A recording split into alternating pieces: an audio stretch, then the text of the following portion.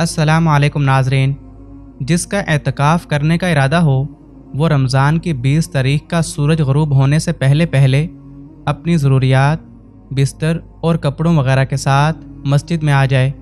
مسجد میں داخل ہوتے ہوئے اس طرح داخل ہو کہ دایاں پاؤں پہلے مسجد میں رکھے اور یہ دعا پڑھے: بسم اللہ والصلاۃ والسلام علی رسول اللہ، اللہم افتح لی ابواب رحمتک۔ اس کے ساتھ ساتھ اعتکاف کی بھی دعا پڑھ لے: نویت الاعتکاف ما دمتی فی ھذا المسجد۔ جو شخص 20 تاریخ کا سورج غروب ہونے کے بعد آیا تو اس کا سنت اعتکاف ادا نہیں ہوگا، بلکہ وہ نفلی اعتکاف میں شمار ہوگا۔ عورت اگر اعتکاف کرتی ہے تو وہ بھی 20 تاریخ کا سورج غروب ہونے سے پہلے اعتکاف کی جگہ میں چلی جائے۔